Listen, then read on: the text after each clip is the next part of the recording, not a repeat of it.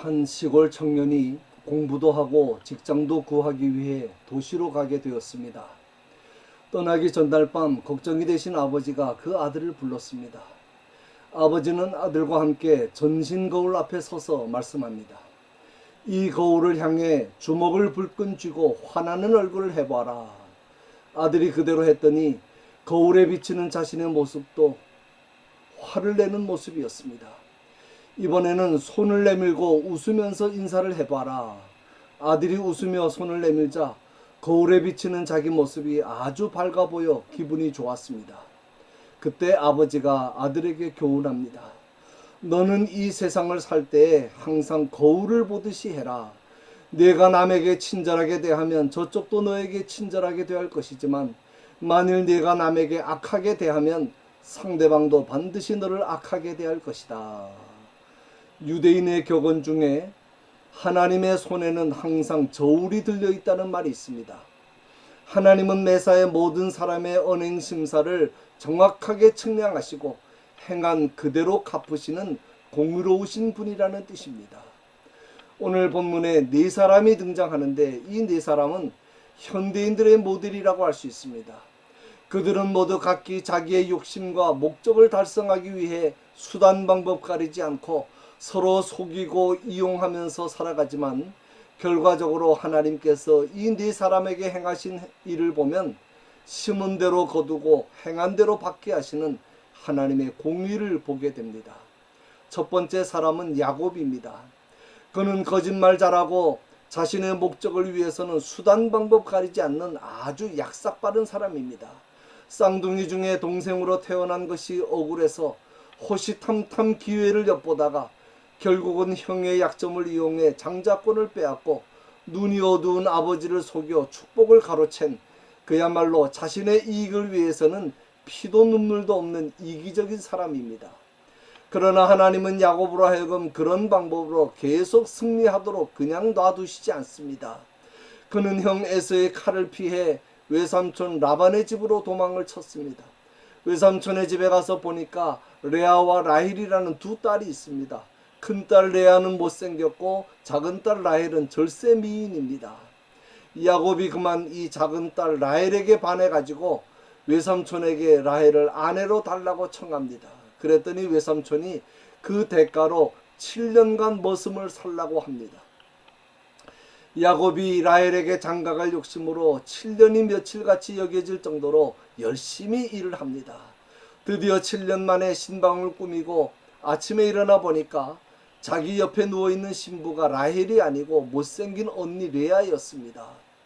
야곱이 화가 나서 어찌하여 내게 이같이 행하셨나이까 하면서 외삼촌에게 항의하지만 외삼촌은 우리 지방 풍습으로는 언니를 놔두고 아우를 먼저 결혼시키는 법이 없다. 네가 만일 동생도 원한다면 7년간을 더 머슴을 살라고 합니다. 천하의 잔머리꾼 야곱이 깜쪽같이 사기를 당한 것입니다. 세상을 얕게 살겠다고 하는 사람들이 종국에 가서는 자신도 속고 넘어지고 눈물 흘리는 것이 바로 하나님의 공의 때문입니다. 남을 속이면 자신도 속게 되어 있습니다. 남의 가슴을 아프게 하고 남의 명예와 인격에 손상을 주면 언젠가는 자신도 똑같이 당합니다. 두 번째는 라반의 두 딸 레아와 라헬입니다. 언니인 레아는 못생긴 데다 시력이 아주 나빴습니다. 사람에게 특히 중요한 것이 눈입니다. 그런데 안경도 없던 시절에 그것도 여성이 못생긴 데다가 시력까지 나빴으니 얼마나 맹해 보였겠습니까? 그래서 그런지 레아는 남편 야곱에게 사랑을 받지 못했습니다. 사랑받지 못했다는 말을 영어 성경에는 레아 was unloved라고 번역했습니다. 사랑스러움이 없었다. 사랑을 받을 만하지 못했다는 뜻입니다. 여성으로서의 매력이나 아름다움과는 거리가 먼 여인이었습니다. 반대로 동생 라헬은 곱고 아름답고 매력 있는 여인이었습니다. 그러니 야곱이 누구 방에 더 자주 들어갔겠습니까? 아마도 거의 매일 동생 라헬의 방에서 잔 것으로 보입니다. 사실은 언니가 본 부인입니다. 그러나 라헬은 자신이 언니보다 더 예쁘고 남편의 사랑을 더 많이 받는다는 것을 이용해 자신이 본부인 행세를 하고 언니 레아의 마음을 많이 아프게 했습니다. 라헬의 성격은 시기심과 질투심이 많았습니다. 언니가 좋은 거 뭐 하나만 가지고 있어도 그걸 빼앗지 못해 안달입니다. 어떻게 빼앗습니까? 오늘 밤에 남편을 네 방에서 자게 해줄 테니 그거 놔줘라 하는 식입니다. 남편의 사랑이 그리운 언니의 처지를 이용하는 것입니다. 그럴 때마다 레아는 정말 자존심 상하고 마음이 찢어지는 고통을 당했을 것입니다. 그러나 하나님은 레아에게 여인에게 있어서 가장 큰 복인 자식복을 주십니다. 야곱이 4명의 부인에게서 낳은 12명의 아들 중에 위로 6명과 야곱이 가장 사랑했던 외동딸 디나도 레아가 낳았습니다. 특히 레아가 낳은 아들 중에 예수님의 조상 유다가 있습니다. 레아의 후손을 통해서 메시아가 오시는 것입니다. 얼마나 큰 축복입니까? 그러나 라헬은 자기가 자식 못 낳는 것을 가지고 남편인 야곱과 매일 다투고 괴롭힙니다. 그러다가 결국은 야곱의 12아들 중 마지막 2명의 아들을 낳는데 두 번째 아들을 낳다가 노상에서 난산으로 죽습니다. 그렇게 언니의 마음을 아프게 하고 남편의 사랑을 독차지하고 모든 것을 오랫동안 다 가지려고 했지만 그렇지 못했습니다. 네 번째 사람은 라반입니다. 라반은 야곱의 외삼촌이자 장인입니다. 그는 두 딸을 미끼로 조카를 14년간 종으로 부려먹습니다.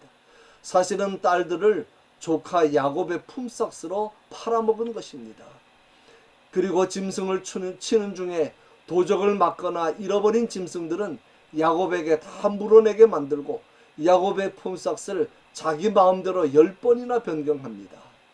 14년간 종으로 부려먹고 이제 야곱이 떠나겠다고 하니까 양 한 마리 주지 않고 네가 재산을 원하면 6년을 더 일하라고 하면서 6년을 더 부려먹습니다.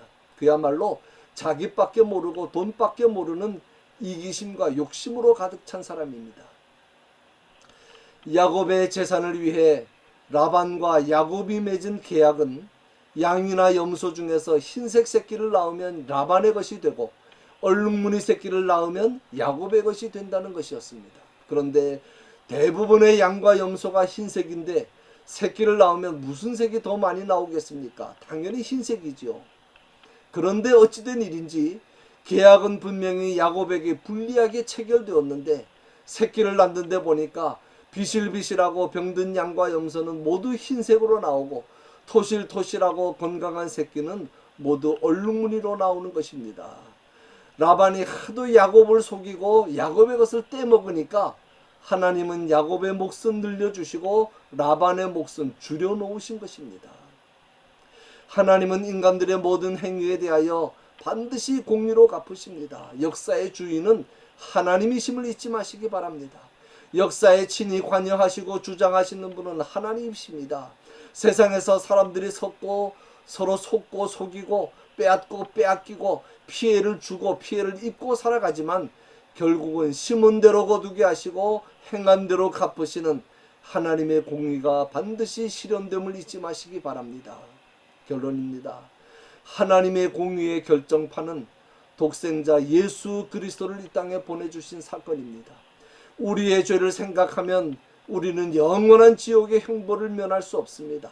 그래서 예수님을 보내서 우리를 대신해서 모든 고난을 받게 하시고 마지막에 십자가에서 우리를 대신하여 죽게 하심으로 죄의 값은 사망이라고 하신 하나님의 공의를 만족시키셨습니다. 그 하나님의 공의 때문에 우리가 구원을 받은 것입니다.